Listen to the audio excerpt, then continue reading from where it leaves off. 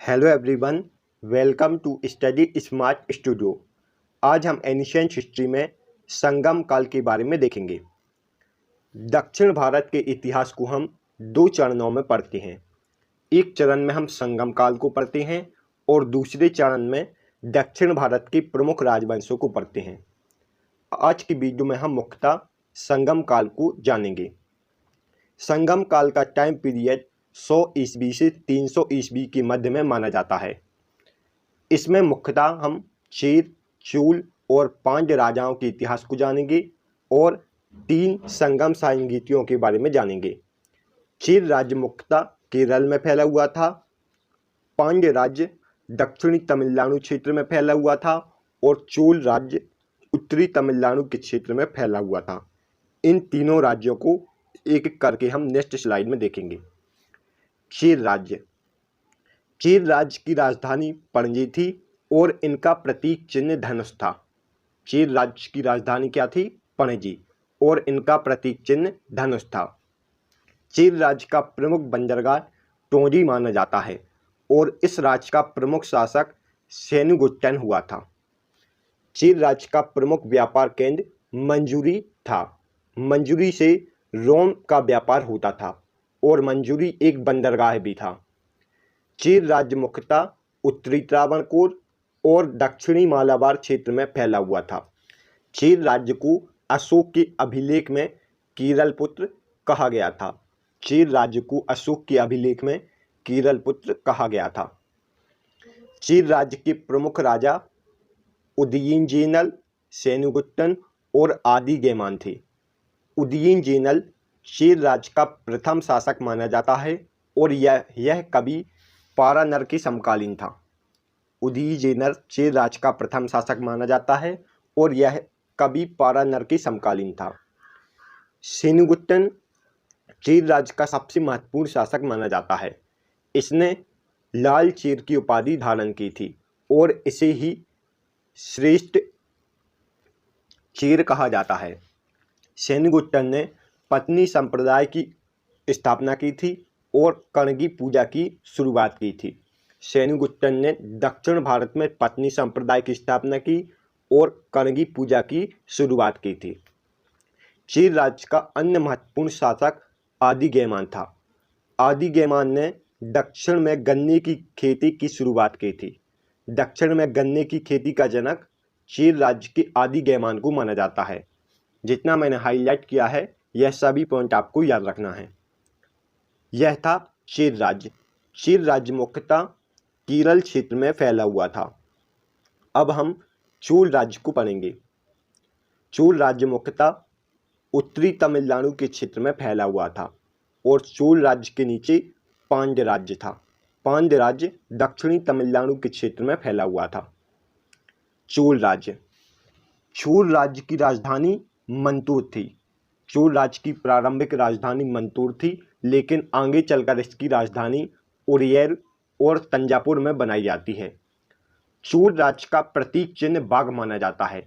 चोल राज्य का प्रतीक चिन्ह क्या था? बाघ। इस राज्य का प्रमुख बंदरगाह पुहार था। पुहार का वर्तमान नाम कावेरी पट्टन है। चोल राज्य का प्रमुख बंदरगाह पुहार था और पुहार का वर्तमान नाम क्या है? कावेरी पट्टन। चोल राज्य का प्रमुख शासक कारिकाल माना जाता है और चोल राज्य को ही चोला मंडलम कहते थे। चोल राज्य का अन्य नाम चोला मंडल था। अब हम इस राज्य के शासक देख लेते हैं। चोल राज्य के प्रमुख शासक कारिकाल और एलारा थे। कारिकाल ने कावेरी नदी पर बांध का निर्माण करवाया था और पुहार की स्थापना की थी। पुहार का वर्तमान नाम क्या है? कावेरी पत्तनम। और चोल राज्य के राजा एलारा ने श्रीलंका को जीतकर उस पर शासन किया था। यह सभी पॉइंट आपको चोल राज्य के बारे में याद रखना है। अब हम पांड्य राज्य को पढ़ेंगे। पांड्य राज्य की राजधानी मदुरई थी और इनका प्रतीक चिन्ह मछली था। पांड्य राज्य की राजधानी क्या थी? मदुरई, और इनका प्रतीक चिन्ह मछली था। पांड्य राज्य का प्रमुख बंदरगाह कोरकई और सालियूर था। पांड्य राज्य का प्रमुख बंदरगाह कोरकई और सालियूर था। इस राज्य का प्रमुख शासक नूजीजेनियल को माना जाता है। पांड्य राज्य का प्रमुख शासक नोडी जेनियल को माना जाता है। पांड्य राज्य मुख्यतः दक्षिणी तमिलनाडु के क्षेत्र में फैला हुआ था और इस राज्य का उल्लेख मेगास्थनीज ने अपनी पुस्तक इंडिका में किया था। पांड्य राज्य का उल्लेख मेगास्थनीज ने अपनी पुस्तक इंडिका में किया था। पांड्य राज्य के प्रमुख शासक नोडीजन, मुदुकुडमी और नोडी जेनियल थे। नोडीजन पांड्य राज्य का प्रथम शासक माना जाता है और इसे सागर पूजा का जनक माना जाता है।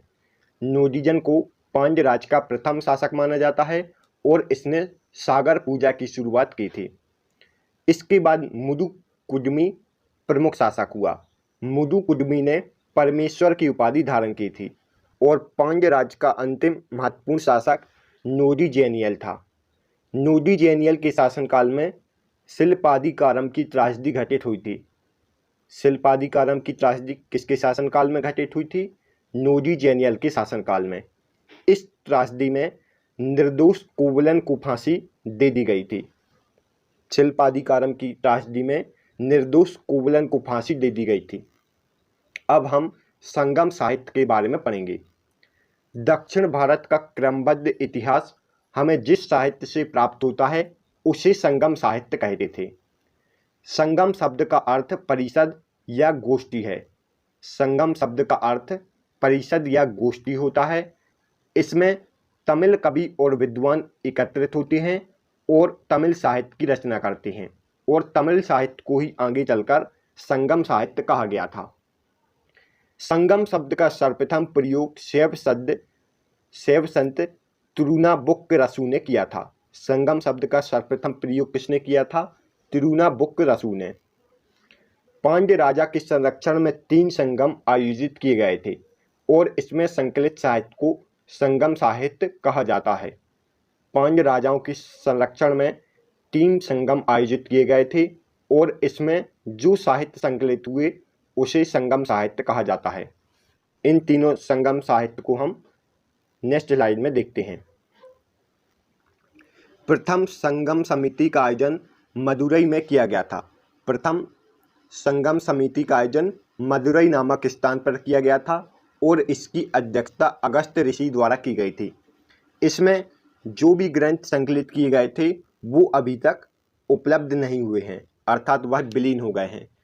द्वितीय संगम समिति का आयोजन कपाटपुरम नामक स्थान पर किया गया था और इसकी अध्यक्षता भी अगस्त ऋषि ने की थी।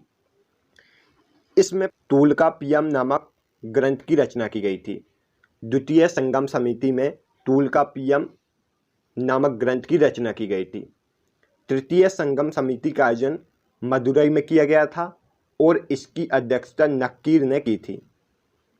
इस संगम समिति में नेदुन थोके ग्रंथ की रचना की गई थी। अब हम कुछ संगम साहित्य से प्रमुख ग्रंथ हैं उनको देखेंगे। यह संगम साहित्य के कुछ प्रमुख ग्रंथ और उनकी रचनाकार। तोल्काप्पियम नामक ग्रंथ की रचना तोल्काप्पियर ने की थी और यह तमिल व्याकरण का एक प्रमुख ग्रंथ माना जाता है। तोल्काप्पियम तमिल व्याकरण का पहला ग्रंथ माना जाता है, यह आपको याद रखना है। शिल्पाधिकारम ग्रंथ की रचना इलांगो आदिकाल ने की थी और यह एक महाकाव्य था। मणिमेकले ग्रंथ की रचना शीतलेश से सत्तार ने की थी। मणिमेकले ग्रंथ की रचना किसने की थी? शीतलेश सत्तार ने, और यह भी एक महाकाव्य था। जीवक चिंतामणि ग्रंथ की रचना तिरुक्तदेवर ने की थी और यह एक महाकाव्य था। और कुलार नामक ग्रंथ की रचना तिरुवल्लुवर ने की थी और इसमें 18 गीतों का संकलन है। कुराल नामक ग्रंथ की रचना तिरुवल्लुवर ने की थी और इसमें 18 गीतों का संकलन किया गया है। नेक्स्ट वीडियो में हम गुप्त साम्राज्य के बारे में पढ़ेंगे। तब तक के लिए गुड बाय। यदि आपको हमारी वीडियो पसंद आई हो तो आप हमारी वीडियो को लाइक और चैनल को सब्सक्राइब जरूर करें। तो मिलते हैं नेक्स्ट वीडियो में।